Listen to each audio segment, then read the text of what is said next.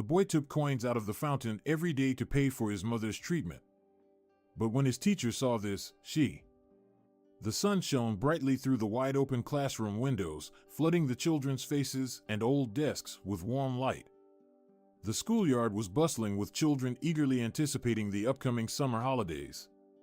However, in the classroom where the biology lesson was taking place, an unusual silence prevailed. The teacher, Mrs. Thompson, stood at the board, enthusiastically explaining the structure of a human cell, gesturing in front of the chalk-drawn illustration. Each cell, children, is like a tiny universe, full of mysteries and possibilities, she began, pointing to the structures outlined in colored chalk. Cells are the building blocks of life. They are born, grow, perform their functions, and eventually die to make room for new ones.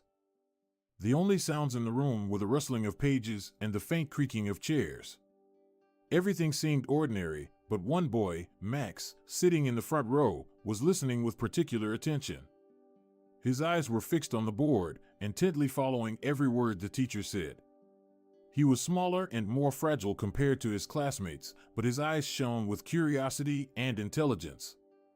"Max, do you know what cells are made of?" Mrs. Thompson suddenly asked him. "Yes, Mrs. Thompson, cells are made of atoms, and each of them has a nucleus, cytoplasm, and a membrane," the boy quickly replied, slightly breathless with excitement. "Correct. And now tell us, Max, are all cells good, or can there be bad ones too?" she continued, noticing his interest. Max paused for a moment before answering. "There are harmful cells, like cancer cells. They don't behave like normal cells. They can grow and multiply uncontrollably, and that can be very dangerous." Mrs. Thompson nodded, pleased with his response. "You see, it's important to understand what's happening in our bodies. Knowledge about cells helps scientists develop new medicines and treat diseases." The lesson continued, and Max listened just as attentively, deep in thought. His mother was ill, and every day he saw her suffering. Now, with more knowledge about cells, he wondered if there might be a way to help her. The more he learned in class, the stronger his desire grew to find answers. When the bell rang, signaling the end of the lesson, Max quickly gathered his things. He already knew he would spend the evening reading extra materials on biology, searching for that one solution that could change his mother's life. As the final bell rang and the school corridors filled with the laughter and chatter of children, Max slowly packed his books. He didn't rush out of the classroom like his classmates, something that didn't escape Mrs. Thompson's observant eye. "Max, could you come here for a minute?" Mrs. Thompson asked as most of the students had already scattered.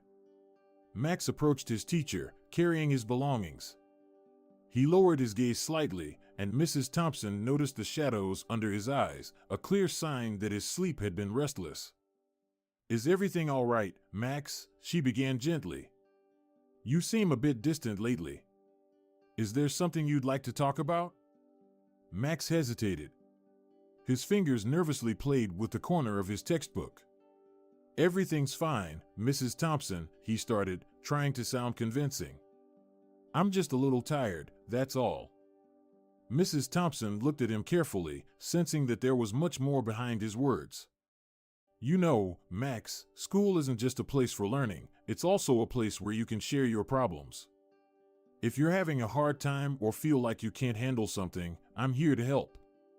Max nodded, inwardly grateful for her support but unable to find the strength to reveal the true reason for his worries.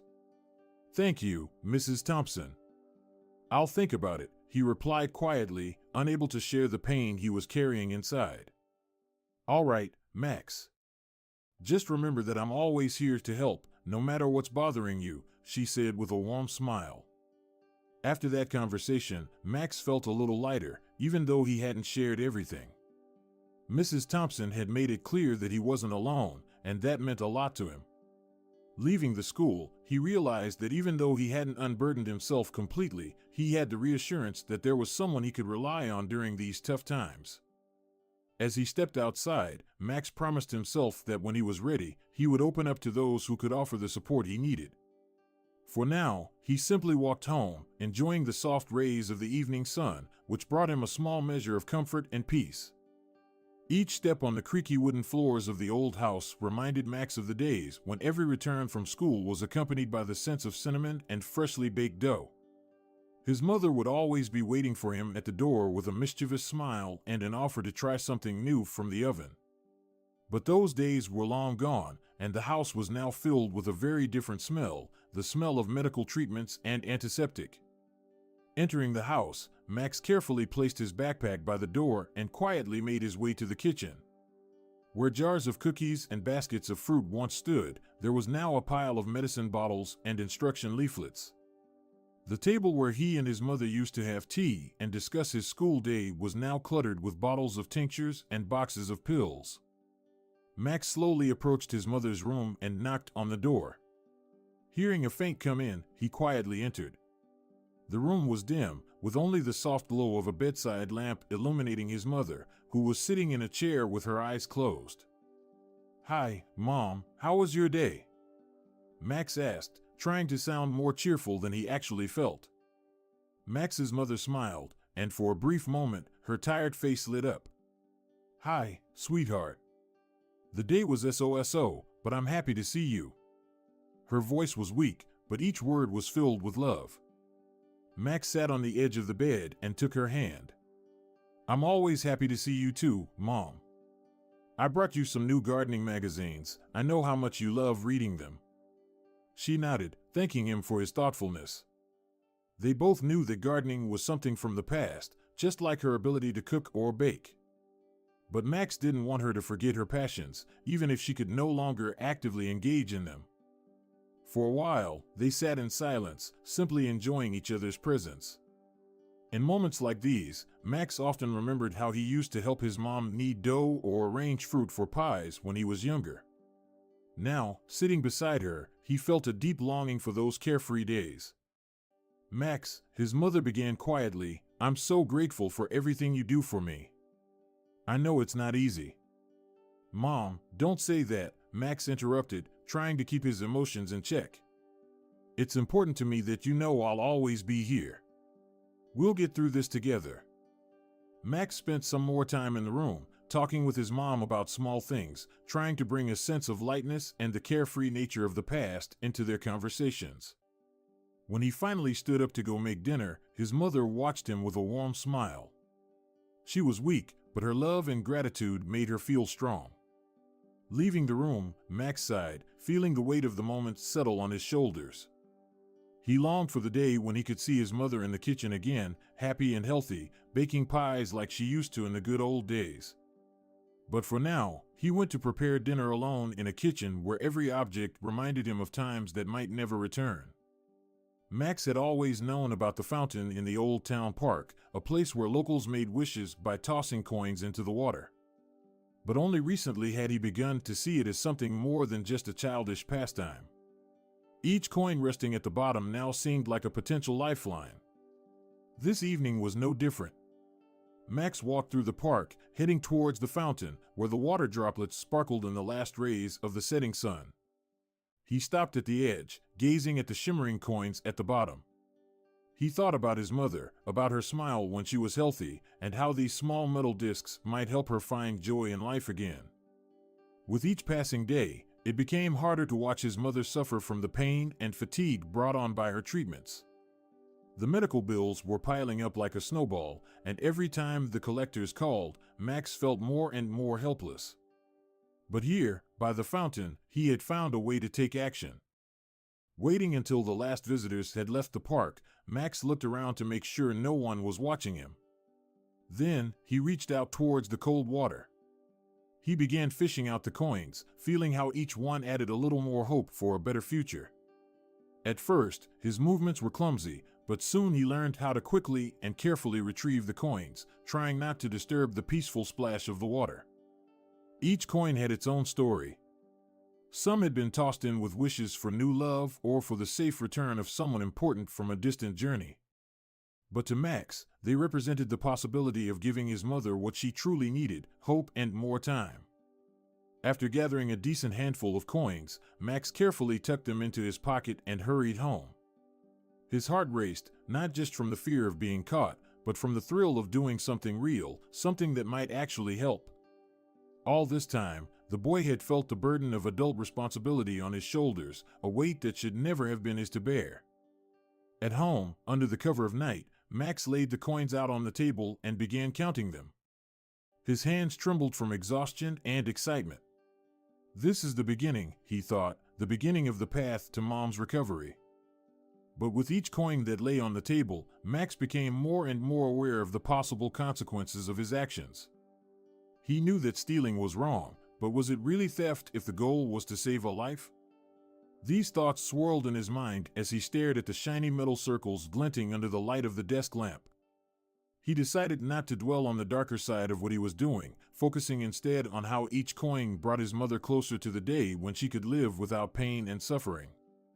The warm evening promised to be as calm as many others when Max returned to the fountain. The sun was already dipping towards the horizon, painting the sky in soft shades of pink and gold. The boy sat on the edge of the fountain, carefully retrieving coins while listening to the gentle splashing of the water. His thoughts were far away, wrapped in dreams of the days when his mother would be healthy again. Suddenly, his reverie was interrupted by the sound of children's laughter. Max looked up and saw a little girl running towards the fountain, her hair blowing in the wind. Behind her followed a man, likely her father, who watched her with a smile as she played. "Daddy, look how beautiful it is," the girl exclaimed, pointing at the shimmering water. "Yes, it's really beautiful," the father agreed. "You know, there's a tradition that if you throw a coin into the fountain and make a wish, it's sure to come true." The girl clapped her hands excitedly. "Really? Can I make a wish, Daddy?" "Of course, let's find the prettiest coin for your wish." Max watched them, feeling a warmth growing in his chest. He thought about his own wishes, about the coins he had collected, not for fun, but to save a life.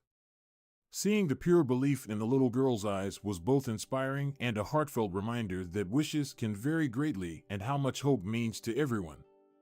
The girl selected the shiniest coin and, stepping to the edge of the fountain, took a deep breath. Max caught the moment when she whispered something to herself, then threw the coin into the water with a flourish. "I'll come back here," she shouted happily, turning to her father. "And your wish will come true," her father replied with a warm smile, pulling her into a hug. Max felt a lump in his throat, making it hard to swallow. He, too, wanted to believe that his efforts wouldn't be in vain, that the coins he collected would bring healing to his mother.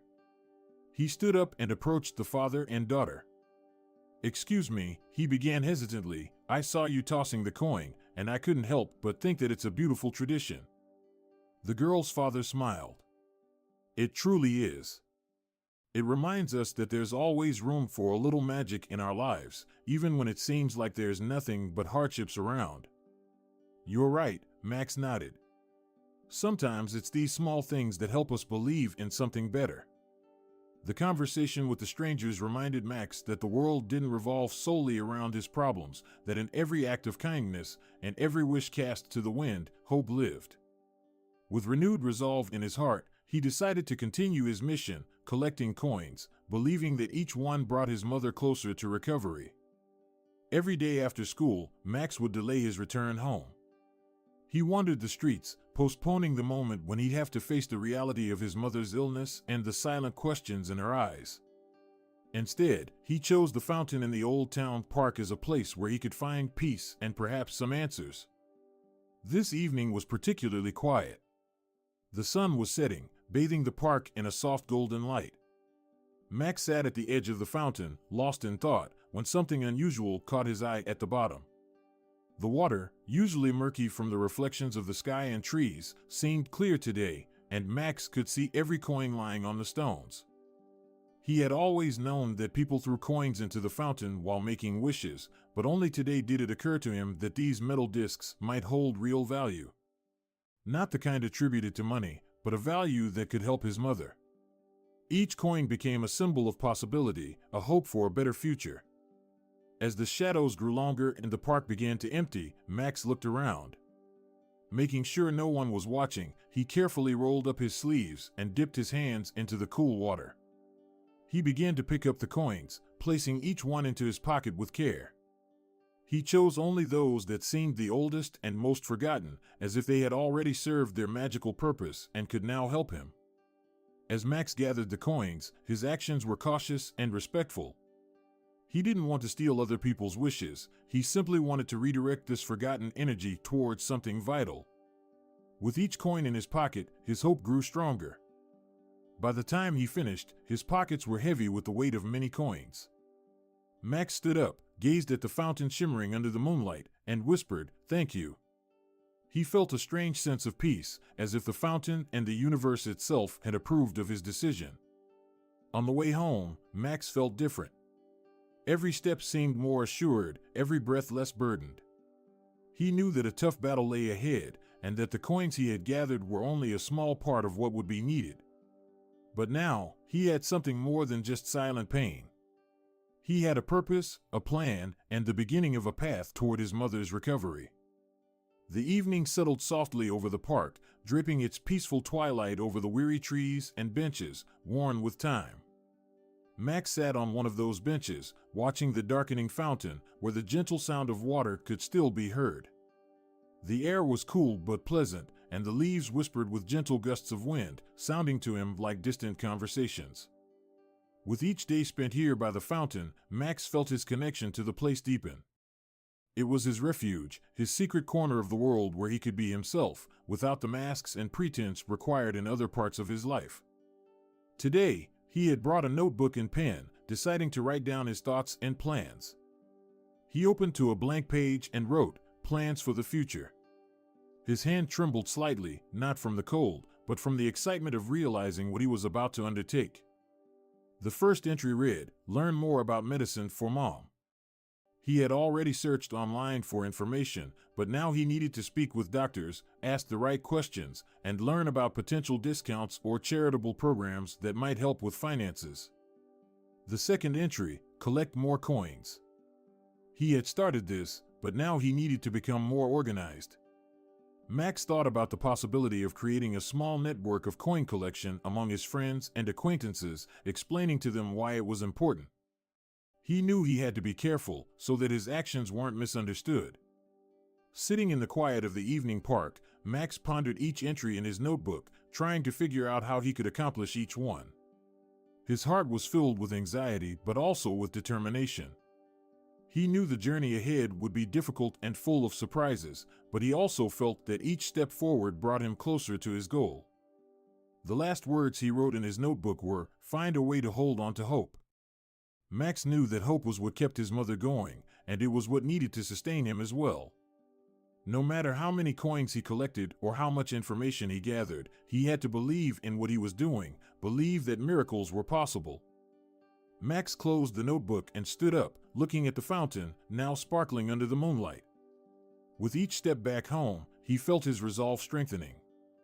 This night in the park was not just an evening of reflection, it was an evening of decisions, a night when a boy grew a little stronger, ready to fight for a brighter future. The warm spring evening wrapped the park in a gentle glow of the setting sun, and Max, sitting by the fountain, sketched out plans for the coming days in his notebook. His thoughts were full of determination and hope, all aimed at helping his mother. Around him, the leaves rustled softly, creating a soothing melody that calmed his soul. Suddenly, a faint meow broke the silence. Max looked up and saw a small kitten slowly approaching him. The animal was clearly lost, with wet fur and sad eyes. Max reached out his hand, and the kitten, hesitating for only a moment, came closer, allowing itself to be petted. "Hey, little one, where did you come from?" Max asked softly, gently stroking the kitten's back. The kitten meowed in response as if trying to tell its story. Max looked around, but there was no one nearby. "Looks like you're lost, just like me," he whispered, smiling. Max knew he couldn't leave the kitten alone in the park. He picked it up, feeling the small warm body trembling from either fear or cold. "All right, let's go home. We'll find you something to eat and figure out what to do next." Back at home, Max carefully placed the kitten on the kitchen table and offered it some milk, which it eagerly lapped up. Max watched it, and a new feeling began to grow in his heart, a sense of companionship and care that seemed strange in the midst of his current worries. But perhaps that was exactly what he needed, a friend, even one so small and vulnerable. Caring for the kitten distracted Max from his anxieties and sorrows. He found himself preparing food for the kitten, setting up a cozy bed, and even talking to it, as if the kitten could understand every word. He named it Lucky, after a daring character from one of his favorite books. Every day spent with Lucky filled Max's life with new emotions. He noticed how much easier it was to get up in the morning, knowing that someone was waiting for him, someone who needed him. Lucky became more than just a pet. He became a symbol of how care and love can change a life, bringing joy even in the most difficult times. As Max cared for the kitten, he found new strength to face his problems. He realized that even in the toughest situations, there was room for joy and hope. And perhaps this small, vulnerable friend helped him more than he could have imagined, reminding him of the great power of care and attention. That evening in the living room was filled with the heavy air of anticipation.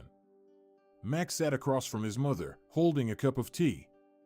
He was ready to ask the questions that had been troubling him for some time, questions about her illness, her treatment, and what they could do next. His mother was the first to break the silence. Her voice was calm, but there was a note of weariness in it. "Max, I can see that something's on your mind. You can ask me anything, and I'll do my best to answer." Max nodded, taking a deep breath. "Mom, I want to understand what our options are. You've said the medicines are helping, but is there anything else we can try? Maybe some new treatments or therapies?" His mother placed her hand on his. "We're trying everything the doctors recommend. But you know, medicine is always advancing. The doctor mentioned new clinical trials, and maybe they could become available to us.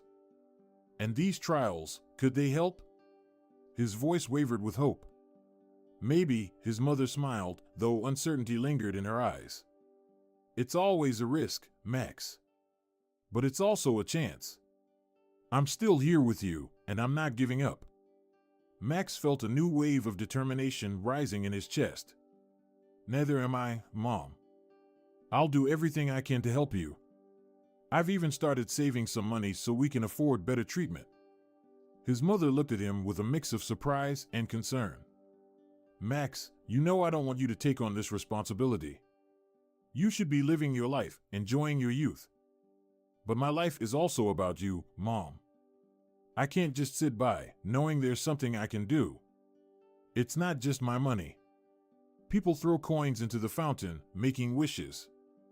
I think they wouldn't mind if they knew their coins could really help someone."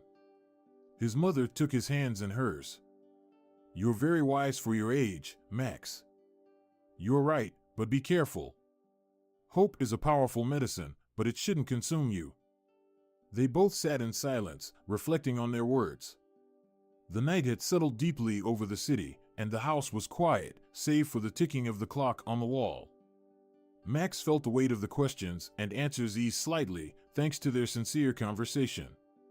He knew the road ahead would be difficult, but he also knew they would face it together. Max returned to the fountain every evening, his pockets gradually filling with coins, each one offering a glimmer of hope for better treatment for his mother. But one day, his secret activity was unexpectedly discovered. Just as he leaned over the water to retrieve another handful of coins, Mrs. Thompson approached him. She had long suspected that something was troubling the boy, but she hadn't expected to find him here, let alone engaged in such an activity. "Max, what are you doing?" she asked, trying to keep her voice soft and calm. Max flinched and turned around, the coins clinking in his hands. There was a moment of fear in his eyes, but it was quickly replaced by determination. "Mrs. Thompson, I'm collecting money for my mom's treatment. She's very sick, and we can't afford the expensive medicine." The teacher was momentarily speechless, stunned by the honesty and desperation in Max's voice. She sat down beside him on the edge of the fountain. "Max, I'm so sorry to hear about your mom.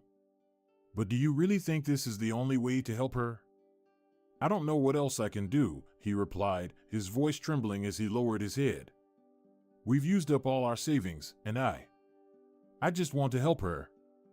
Mrs. Thompson gently took his hand, urging the boy to look at her. "You're doing so much, and I'm sure your mother is very proud of you. But you're not alone in this, and you shouldn't have to carry all of this on your shoulders." She paused for a moment, thinking carefully before continuing. "Let's see what we can do together. There's a support fund at the school, and I'm sure we can find people who would want to help you and your mom." Max looked at her, tears shining on his cheeks. "Do you really think that's possible?" "I'm certain of it," Mrs. Thompson said firmly. "And we'll start working on it tomorrow. You're not alone, Max. And you never will be." That evening in the park, something shifted for Max. Though he still felt the enormous responsibility for his mother's health, he now also felt that he had support. With Mrs. Thompson on his side, new hope, and plans for the future, Max felt the burden on his shoulders lighten just a bit. After that day at the fountain, changes began to unfold in Max's life. Mrs. Thompson contacted a local oncology center and arranged a meeting with one of the city's leading oncologists, Dr. Allison Gray. The day of the meeting arrived quickly, and Max, along with his mother, arrived at the clinic, filled with both hope and apprehension. As they entered Dr. Gray's office, they immediately felt the warm and supportive atmosphere that the doctor worked hard to create for her patients. Dr. Gray was a middle-aged woman with kind eyes and a confident smile. She extended her hand to each of them, greeting them with words of support. "I'm glad to see you today. Mrs. Thompson has told me a lot about your situation, and I want to do everything I can to help," she said, gesturing for them to take their seats. Once they were seated, Dr. Gray began the discussion. "I've reviewed your mother's medical records, and I want to go over a few potential treatment paths that we might consider. Additionally, there are some new clinical trials that could be promising." Max's mother, though she looked tired, listened intently, holding her son's hand. "I'm willing to consider any options, Doctor. I want to fight." Dr. Gray nodded and brought up a presentation on the screen, showing data from the latest research and therapies. "One of our newest approaches is immunotherapy, which harnesses the body's own immune system to fight cancer cells. It's not traditional chemotherapy, so the side effects may be less severe." Max absorbed every word, trying to understand the complex medical terms. "What about the cost of these treatments?" he asked cautiously. "The good news is that, thanks to various funds and support programs, we can try to minimize the expenses for you," Dr. Gray replied. "We'll also explore the possibility of enrolling you in clinical trials, which could offer the treatment at no cost or for a minimal fee." Max's mother squeezed his hand tightly, and their eyes met. In their gaze was a shared sense of gratitude and a rekindling of hope. "Thank you, Doctor," she whispered. "We're ready to try." After the meeting, as they left the clinic, Max felt a little lighter. They had found not only a doctor who was willing to support them, but also a new path forward. The world around seemed a bit brighter, and for the first time in a long while, Max truly believed that miracles were possible. The evening was quiet, with only the soft whisper of the wind breaking the monotony of the silence that enveloped Max and his mother's home. Sitting in the cozy kitchen, they both felt that this evening marked a turning point in their battle against the illness. After the meeting with Dr. Gray, Max's mother had been thinking a lot about the treatment options that had been proposed. Immunotherapy seemed promising, but was also a daunting new frontier. That evening, she gathered all her thoughts and fears to share them with Max. "Max, I've decided to go ahead with this new therapy," she began, looking him in the eyes. Her gaze was filled with determination, but also the weariness of months of uncertainty and pain.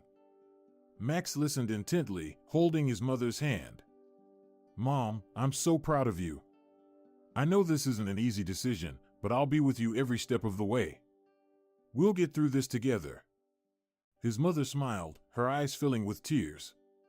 "I know, sweetheart. It's your support and belief in me that give me strength every day.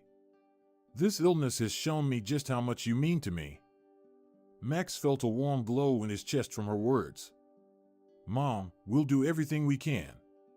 Dr. Gray said there's a good chance for success. And it's not just her who believes in it, I believe in it too." That night, They talked for a long time about the future, about their plans, and about the things his mother wanted to do when she got better. She spoke of her dream to go back to the sea, where they had once spent such wonderful times. Max listened and smiled, imagining how they would both enjoy the fresh sea air, leaving hospitals and medications far behind. The day of the treatment began a few weeks after that conversation. Max accompanied his mother to the clinic, where she underwent her first immunotherapy session. The wait was agonizing, but when they saw the doctor's smile afterward, a spark of hope ignited in their hearts. Everything went well, Dr. Gray announced when they sat in her office after the procedure. Now, the important thing is to monitor how her body responds and keep her immune system strong. But I'm optimistic. Max and his mother exchanged glances filled with relief and gratitude. Returning home, they felt that they now had not just a plan, but a real hope for recovery, a hope for a new life that awaited them after this long battle with illness. Standing at the threshold of a new home, with a suitcase in one hand and a basket containing a cozy Lucky in the other, Max paused for a few seconds, gathering his thoughts. Moving in with Mrs. Thompson was a necessary step, given that his mother had started intensive treatment requiring constant presence at a clinic in another city. Mrs. Thompson came out to greet him with a warm smile. "Welcome, Max," she said, taking his suitcase. "You'll be right at home here. Come on, let me show you your room." The teacher's house was cozy and warm, filled with books and comfortable reading nooks. Everything about it exuded calm and stability, things Max had been missing lately. His room was bright and spacious, with a large window overlooking the garden. "You can arrange your things however you like and make this room your own," Mrs. Thompson continued, placing Lucky's basket on the floor. The kitten, after sniffing the new space, quickly climbed out and began exploring the room. Max slowly took in his surroundings. "Thank you, Mrs. Thompson. I'm really grateful for everything you're doing for me," he said, feeling his throat tighten with emotion. "There's no need for thanks, Max. You're like family," Mrs. Thompson replied gently, smiling. "Now, let's go have dinner if you're ready. I've made something simple but delicious." In the weeks that Max spent at Mrs. Thompson's house, his life began to stabilize. Each morning, he woke up to the smell of freshly brewed coffee and the sounds of breakfast being prepared. Mrs. Thompson made sure to support him emotionally, giving him the space to talk about his feelings, fears, and hopes. She also helped him with his schoolwork, trying to ensure that he maintained as much normalcy as possible. Max felt the weight of the past months begin to lift, bit by bit. Although his thoughts often returned to his mother, who remained in the clinic, he knew that she was in good hands and that every day brought her closer to recovery. In the evenings, Mrs. Thompson would often share stories from her teaching career, recounting funny and touching moments from school life. These stories made Max smile and, for a moment, forget about his worries. Life at the teacher's house became a temporary refuge for Max, a place where he could breathe, gather strength for the challenges ahead, and prepare for the day when he would be reunited with his mother. Time in Mrs. Thompson's home seemed to flow differently. Each day began with the aroma of fresh coffee and ended with quiet evenings, often spent with a book in hand. Max adapted to this new rhythm, even though his heart was constantly filled with anxiety and hope for his mother's recovery. Max's mother was undergoing intensive treatment at the clinic, and each call from the doctors made his heart skip a beat. But the news was encouraging, the treatment was working, and although the road to full recovery was still long and uncertain, each small step forward brought relief. Mrs. Thompson became more than just a temporary shelter for Max, she became a source of wisdom and support. In their conversations, she often reminded him of the importance of taking care of himself and finding joy in small things, even when it felt like life had come to a standstill. "Max, remember that your mom wants to see you happy. Don't feel guilty for smiling or finding joy while you're here with us. It's not a betrayal," she said one evening as they sat in the living room, each with a book in hand. Max learned to find comfort in these moments of peace and quiet, to appreciate the temporary calm away from the storms outside the house. He helped Mrs. Thompson around the house, tending to the garden, which gave him a sense of satisfaction and control over at least a small part of his life. Lucky, Max's kitten, also became an integral part of his life at Mrs. Thompson's home. The little creature, with its carefree purring and playful antics, often brought a smile to Max's face, reminding him that life continued despite all the difficulties. One morning, as Max woke up to the sun's rays streaming through his curtains, he felt an unexpected sense of calm. Mom would be proud of me, he thought as he prepared for the new day. This thought gave him the strength to keep moving forward, despite all the hardships. Mrs. Thompson continued to closely monitor Max's well-being, often initiating conversations about the future, the importance of education, and how he could use his experiences to help others. These discussions motivated Max to consider studying medicine or psychology, fields where he could be of service to those facing similar challenges. As the 2 weeks came to an end, Max prepared to return home. His mother was set to be discharged from the clinic, and they would be together again. Before leaving, he promised Mrs. Thompson that he and his mother would visit her to show how grateful they were for everything she had done for them. "You will always be a part of our family," she said, hugging him goodbye. These words filled Max's heart with warmth, reassuring him that despite all the trials he had faced, he would never be alone. The day of his mother's return was filled with sunlight and a gentle summer breeze. The entire house seemed to pulse with anticipation of her homecoming, and every corner had been carefully prepared for her arrival. Max, no longer a boy struggling alone, but a young man strengthened by his experiences and filled with hope, busied himself with the final preparations. He placed fresh flowers in vases that Mrs. Thompson had given him as a token of their friendship and support. The scent of freshness and renewal permeated the air. Lucky, no longer a kitten but still a playful cat, darted energetically around the house, sensing the excitement. When the car pulled up to the house, Max stepped outside to greet his mother. He watched as she slowly emerged from the vehicle, leaning on the arm of the doctor, and his heart swelled with emotion. She was noticeably weaker than before, but her eyes shone with a bright spark, the spark of recovery and the joy of returning home. "Mom." Max rushed to her, and they embraced. He felt her arms wrapped tightly around him in return, and it was the best feeling in the world. "Max, I've missed you so much," she whispered, pulling back to take a better look at him. "You've grown so much over these months. You've become so strong." Max smiled, feeling a mix of joy and relief. "You look wonderful too, Mom. You're home, and everything's going to be okay now." They slowly made their way into the house, and his mother gazed around at the refreshed interior with admiration. "Oh, Max, you've made our home so beautiful," she said as she sat down on the living room sofa. "I wanted you to feel comfortable and happy here," Max replied, sitting down beside her. They spent the entire day together, talking about everything, the past months, their plans for the future, their friends, and how much Mrs. Thompson's support had meant to Max. His mother listened, smiling and occasionally wiping away tears of happiness. "I'm so proud of you, Max. You were my light in the darkest days," she said as they sat, watching the sunset through the living room window. Max took her hand. "We got through it together, Mom. And we'll keep moving forward together. I'll always be here for you." The early morning in Max and his mother's home was filled with the scent of freshly baked cinnamon pies. It was a special day, a day they had both eagerly anticipated, a day that marked the beginning of a new chapter in their lives. His mother stood in the kitchen, sleeves rolled up on her favorite apron. Her hands, though still weak from the long treatment, were once again engaged in her beloved activity, baking. Max watched her, feeling a mix of excitement and pride. He helped her by slicing fruit and handing over ingredients, doing everything he could to make the process easier for her.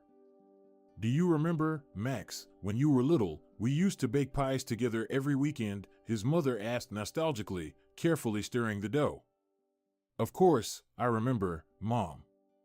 Those were some of my happiest moments," Max replied with a smile, recalling how they had laughed when he clumsily tried to help her. "I'm so glad we can do this again." As the pies baked in the oven, the aroma of cinnamon and apples filled every corner of their home, enveloping the space in warmth and comfort. They set the table in the dining room, where soon Mrs. Thompson and other friends who had supported them through the recovery process would join them. When the guests began to arrive, the house was filled with laughter and conversation. Max's mother, who had seemed so fragile and vulnerable just a few months ago, now glowed with health as she received congratulations and thanks from her friends. Max's heart swelled with happiness, seeing her so healthy and full of life. After the meal, when everyone was full and began to head home, Max and his mother were left alone in the dining room. They looked at each other, and his mother took his hands. "Max, I can't express how much I love you and how grateful I am for everything you've done for me. You were my support, my strength," she said, her eyes shining with tears. "Mom, I'll always be here for you, no matter what. We've been through so much, and it's only made us stronger. Now, we have a new beginning ahead of us," Max said firmly, wrapping her in a tight hug. They sat there, listening to the quiet ticking of the clock and the sounds from outside drifting through the open windows. In that moment, in that quiet corner of the world, they knew that the hardest trials were behind them, and only bright days and happy moments lay ahead.